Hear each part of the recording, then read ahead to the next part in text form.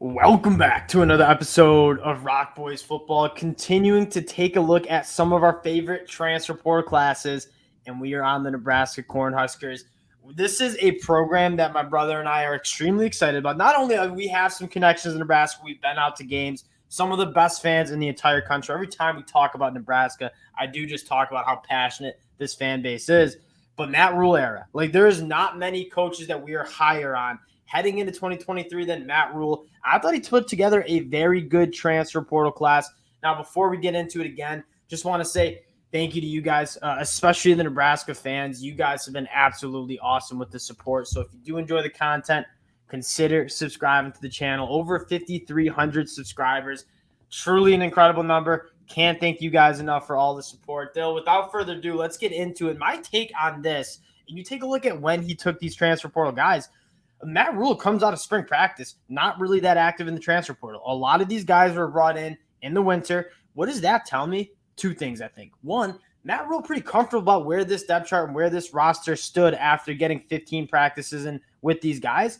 And two, I think you're seeing Matt Rhule kind of emphasize we are worried about the guys that we have in our locker room. He's been on interviews saying, hey, we're worried about coaching these guys up, teaching them the two new schemes you have on the offense and defensive side of the ball, as opposed to trying to go get other guys. And so I think it's pretty I think you can be pretty optimistic about where Matt Rhule thinks of this roster from a talent standpoint. Dale, I want to kick it to you here.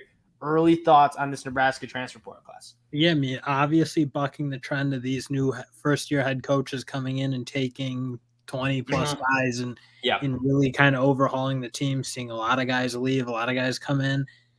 And at the end, I mean, Matt Rhule is working with a team that, in a sense, was very talented. I mean, I still don't get how their records were so bad these last 2 years. Obviously, 21, they were the best 3-9 team, I think, in the history of football. And I know that's like a joke Nebraska fans say, but if you watch, that team should have been probably 4-9-3. I mean, they losing games in just gut-wrenching fashion.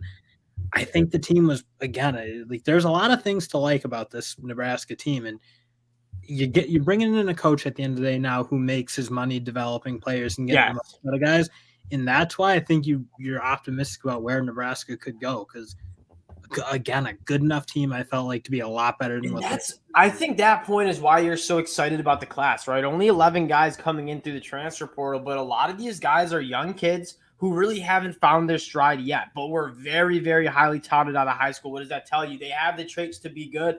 Maybe they just need to change the scenery, some extra development, and you noted best. There's not many better coaches in the country at developing talent than Matt Rhule has been. You take a look at guys like Eric Gilbert, MJ Sherman, Chief Borders, I think you could throw in there, Elijah Judy. It's a talented team. These are talented guys that really just haven't found their stride at their previous schools. To get into the specifics of this class, I think you got to start with the quarterback, Jeff Sims, seemingly going to be quarterback one with Casey Thompson transferring out. And I remember you and I watching during the COVID season of 2020. Jeff Sims is a true freshman. He has some serious talent. He's never been surrounded by great talent at Georgia Tech, but him and Jahmyr Gibbs were playing some hero ball for Jeff Collins and Georgia Tech. And I think you get Jeff Sims into this, I think, a very friendly system that Satterfield runs, a lot of play action. It's going to be easy on a quarterback. I really am high on what Jeff Sims can be for this Nebraska team. I don't think we've seen a tenth of what Jeff Sims can be, just because 100%. He was doing everything for Georgia Tech. I mean, he had us fooled thinking Jeff Collins was going to be like a guy to take Georgia Tech back into being a competitive ACC team. And again, he really didn't ever end up getting any talent around him. It was all him. And now he's coming to a Nebraska team that, in addition to some of their portal additions and obviously Malachi Coleman coming in, factor into the offense, a team that's got some talent, and especially in the rushing attack. You got three good running backs to pair up with a guy who can run it as a quarterback in Jeff Sims. I think he's going to be in a great system to kind of see him, what he can really do. And it's so hard to find starting caliber quarterbacks in the portal, and Nebraska found one. I mean, this is a guy who started 3 straight seasons. He struggled with injury, but threw for almost over 4,500 yards passing, over 1,100 yards rushing. This guy's a legit dual threat with a talented arm and obviously phenomenal athleticism. Can't wait to see what Jeff Sims can be, but even more enticingly is what they kind of did in the transfer portal to surround him with some more talent. I mean, Billy Kemp is one of the more slept-on wide receivers in the country, coming from Virginia, he was a dog when before Tony Elliott got there and just killed that offense in 2022. Billy Kemp is a guy that is going to be a quarterback's best friend. He creates separation early in his route tree. He's going to primarily work from the slot. If you're asking me who's going to lead this team in receiving yards at the end of 2023, my answer is Billy Kemp, because I've seen what he can do in the ACC at Virginia.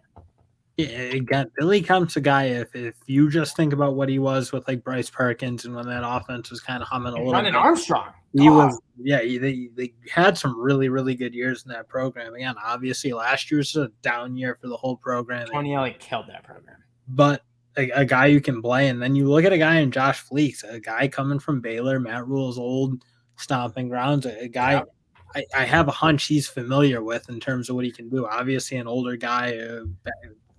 You're talking about the wrong pass catcher. I'm going to stop you right here. We're going to be talking about Eric Gilbert. I mean, like, is there a player that you're more excited about than Eric Gilbert coming from Georgia? From LSU to Georgia, now to Nebraska. I mean, this is the most talented tight end 24/7 Sports has ever evaluated out of high school. He looked the part as a true freshman, then had some off-the-field stuff going on.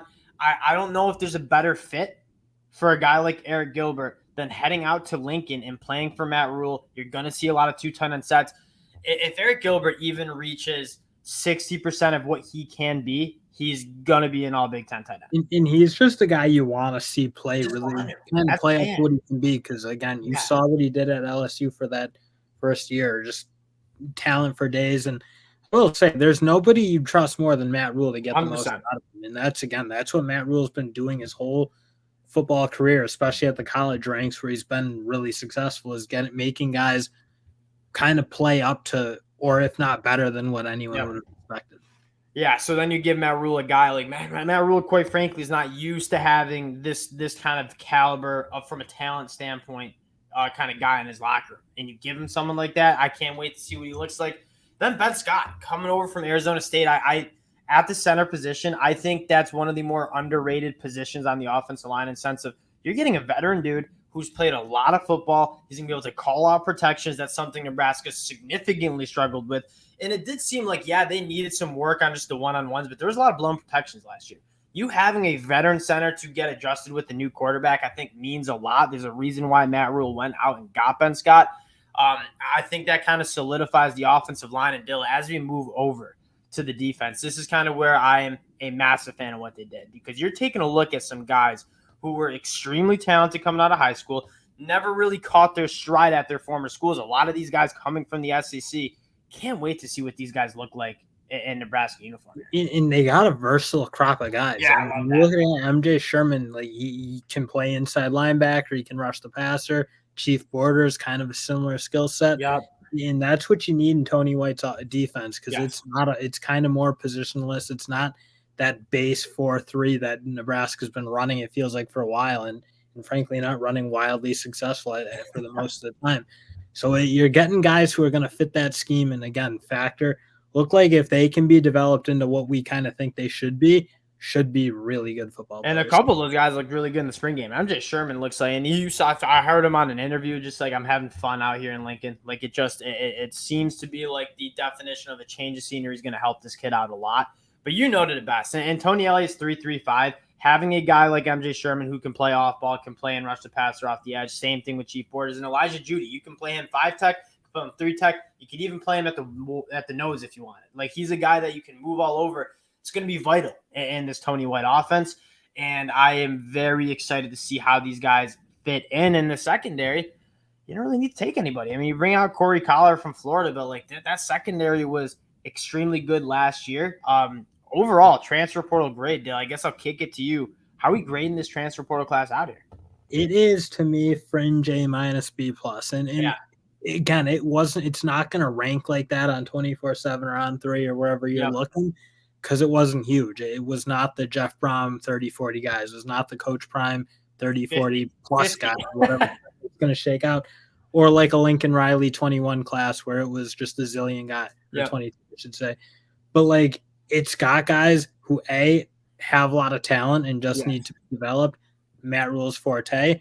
And I think they got a bunch of guys who fit their scheme and kind of fill some holes in an otherwise really talented roster. Again, that you just don't see how they've underperformed. Yeah, you look at how you want to approach the transfer portal. From my point of view, is like you're looking at your depth chart and saying, "Hey, what cracks do we need to kind of fill in?" I thought Nebraska did a phenomenal job doing that with not only like just quality players. It wasn't quantity. It wasn't just going to throw as many darts on the board and see what sticks. It's like we're going to go get quality guys that we like and we've done our work on.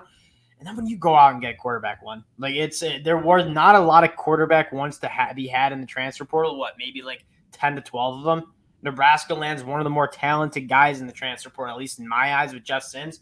I think it's hard not to give him an A-. And yeah, guys, I get it. I've been friendly with the report cards. I'm a fifth grade teacher. I'm friendly giving the report cards. But this is a segment where we're taking our favorite transfer portal classes. I thought Matt Rhule did an excellent job identifying the quality players to bring into this program to kind of help them win some games in 2023 and get this shit going in the right direction. Again, we'll close it out there. But again, appreciate the support you guys have shown. Again, if you do enjoy the content, consider subscribing to the channel, and we'll talk to y'all later.